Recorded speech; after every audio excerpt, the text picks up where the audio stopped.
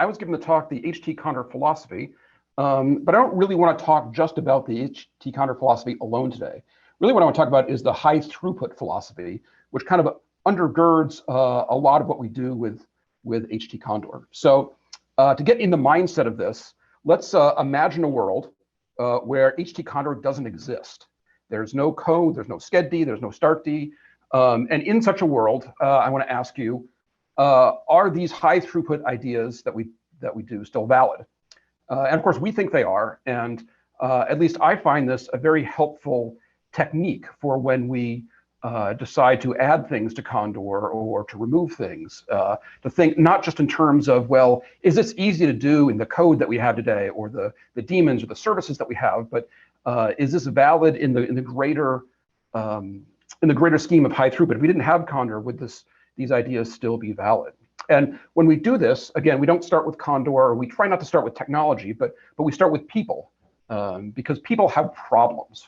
So here's an example of a person with a problem. Here's Joe the chemist, or Joe the chemist, and I would try to explain to you what kind of computational problem she might have. But I think our keynote speaker, Dave O'Connor, this morning gave us a great example of the kind of computational problems that modern science and genomics is really driving, and really driving a lot of the high throughput solutions that we have.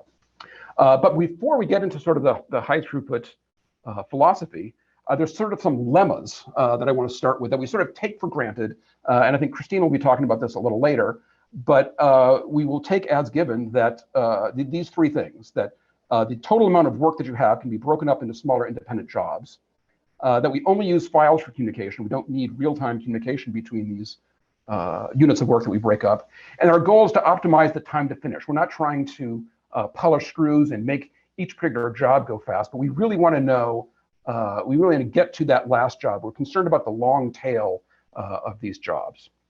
So with that, we think that this unit of work, the job, has the job nature. And then we think a lot about what a job is.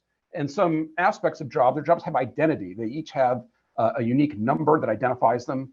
They have a complete description of them that the user gives them that's outside of the job in a submit file or something like JSON or something that completely describes that job. That given that submit file, given that description, we know everything there is to know about the job. That description may have pointers like files or other things, but you can completely describe a job in a small nature. Jobs also have a life cycle. So they're given an input sandbox. They run for a fixed amount of time, and they produce an output. Now, this life cycle may be interrupted, it may be restarted, it may be rerun, but jobs have kind of a particular life cycle here. And this is, I think, a big difference between the high throughput philosophy that we see in Condor and maybe other batch systems, and systems like Kubernetes, which don't often have the job nature, but are designed to run services.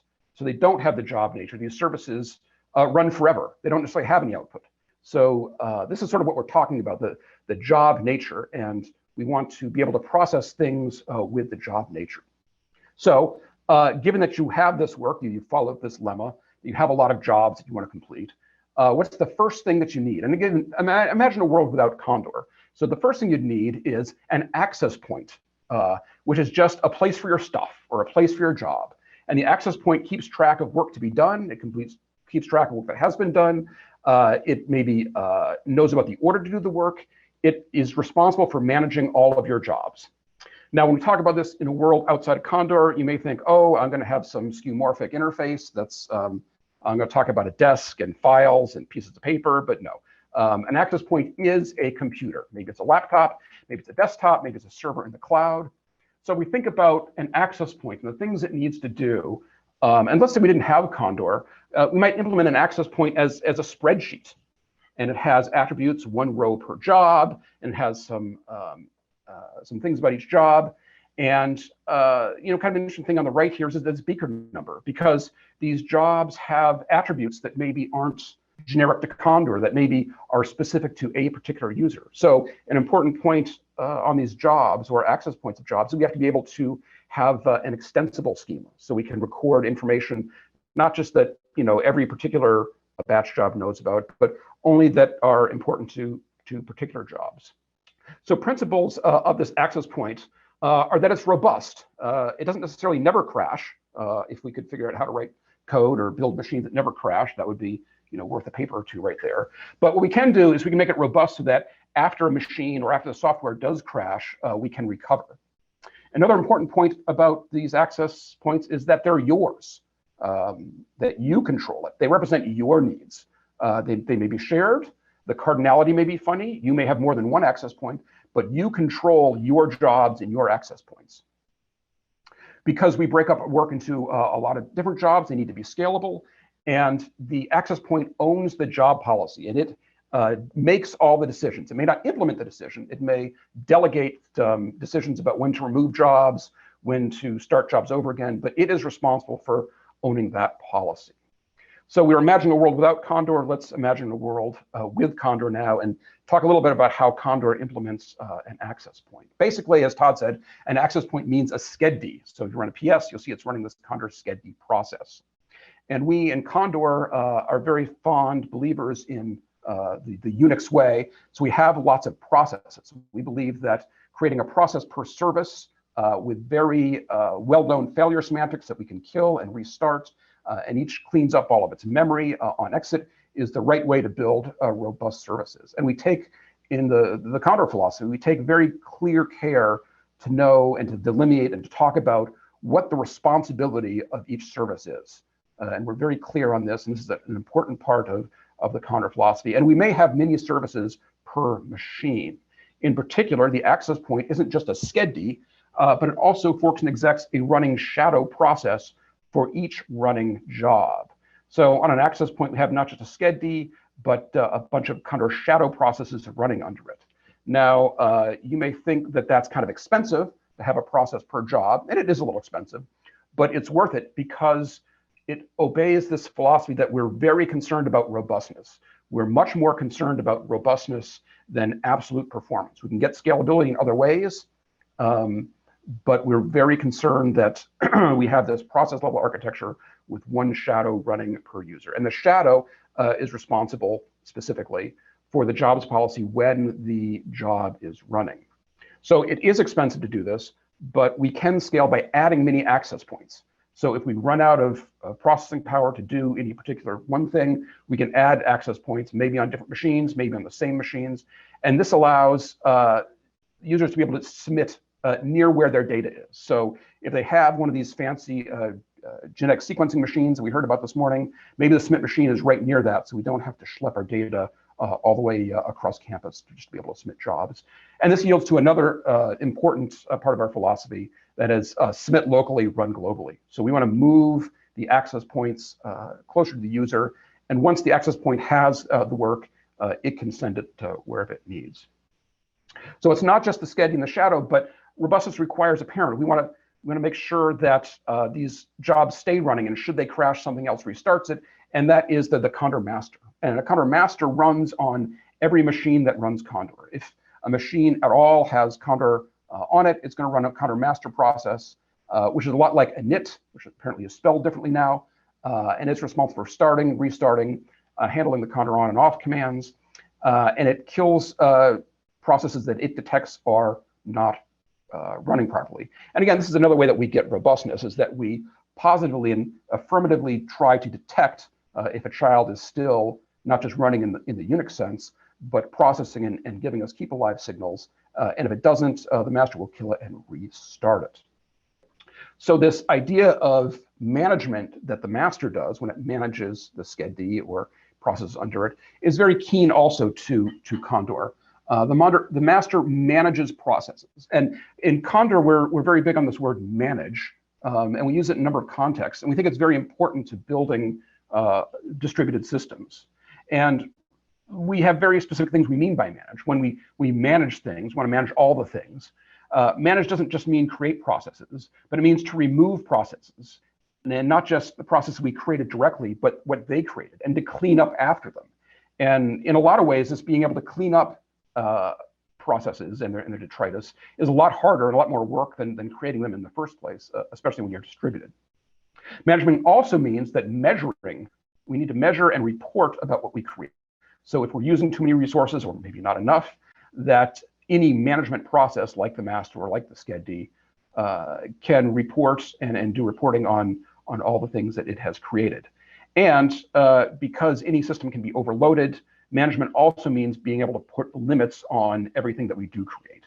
There's limits in the SCED that limit how many processes it can create, how many jobs it can run, how much bandwidth it can use, how much disk space it can use. Everything that we should be able to manage, Condor can be able to manage, Condor should manage. And I think this is maybe one area where the implementation is sort of behind the philosophy.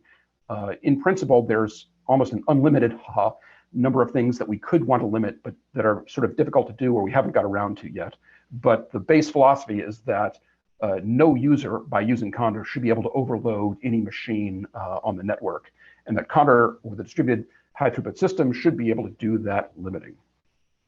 So given that we have this access point, can we run on it? Well, yes. So theoretically, we should be able to run our distributed high throughput on even just one machine. But that one machine may not have enough power, and it may be shared, and we should be a good citizen. So we want to run on every possible machine. And again, this is an important part of our philosophy, that we want to run on as many machines as possible. But because we want to run on as many machines as possible, there's something funny here, as Matthew West sort of alluded to in his question. Thank you. Machines are different. Maybe some are ARM, maybe some are x86. Even if they're all x86, maybe some have more memory or less memory, or are behind a firewall. And so we need to be able to manage places where we can run jobs that aren't the access points. And we call these execution points, or maybe worker nodes. And as such, they need to advertise what they have. Because they're all different, they need to be able to say, oh, I'm an ARM, or I'm an x86, or I've got a terabyte of memory, or I have lots of disk. And again, this must be extensible, just like the jobs are extensible, because there may be some user-specific or site-specific attributes that they need to be able to say. And the job itself may be a guest on these execution points. So it's really important that we clean up and go away on a moment's notice. And this is all the responsibility of the Condor startd. The startd, by definition, defines an execution point, and it represents the policy of the machine. It creates Condor slots, which are places for jobs to run. And these slots can have policy of themselves. So you may ask, well, we know the jobs have policy. We know the startd has policy. What if these two policies don't match? What if they conflict? What if they started working and now they're different? Who wins? Well, a very important part of the way we think about the world is, the machine always has the opportunity to win when there's a conflict in policy. The job is always a guest. So the startd's mission statement is really kind of nearsighted. It doesn't really see the rest of the pool or all the jobs or other machines. When the startd makes decisions, it only has three inputs: itself, any job that is already running, and perhaps one candidate running job that may preempt it. And it knows nothing about the rest of the system. So the things startd can do, it says, well, I can only run some kind of jobs, like I can only run chemistry jobs. Or it can preempt jobs. It can say, well, I'm happy to run jobs from anywhere on campus, but by gum, if a chemistry job comes in, I'm going to kick off any other job because I like the chemistry jobs. It can only run one job of some type. So you could say, well, I know that these database jobs are very heavy on my disk. So once I see one, I'm not going to run anything else. So it can do all these things. But of all the things the startd on the access point does do, it does not actually run the job. Just like the SCED spawns a shadow to help run the job, the startd spawns a starter to run the job. So the idea here is that the startd manages the machine, but the starter manages the job. So there's one starter per job and thus one per slot. The responsibilities here are that the starter manages running the job on the machine. It manages cleaning up. It creates our universe metaphor, like Docker universe or Java universe or vanilla universe. And again, it cleans up after the job because we're kind of like an Airbnb visitor on the machine. The starter also implements file transfer, and this is a very big part in Condor. So Condor can get the sandboxes to and from the access point to the execution point via explicit file transfer or via shared file system. And in general, we really prefer explicit file transfer. Why? Well, because it's managed. We can limit the number of concurrent file transfers. We know the size. We can measure the amount of data. We can measure the network impact But when all this happens with a shared file system, that's via a third party that's often not managed. I don't know if anyone's crashed an NFS server lately, but the reason we crash NFS servers when they're overloaded is because there's no management. When you ask for a request, when you request a file on NFS, NFS just has to give it to you. It can't say, I'm overloaded, please try again later. And that's something that the Condor access point and the Condor file transfer can do. Greg, let me interject here that it's also a handling of errors. If the biggest challenge we face is failing to get access to files when the job is running. Yes. And of course, error handling is a big part of management. And so this leads to kind of the two-faced nature of Condor. Condor, or high throughput computing in general, there's always a split responsibility. There's the access point side, which is responsible for the jobs, and there's the execution point side, which is responsible for the machines. And we encourage having different configurations or different policies on both sides, because this stems from the inherent distributed nature.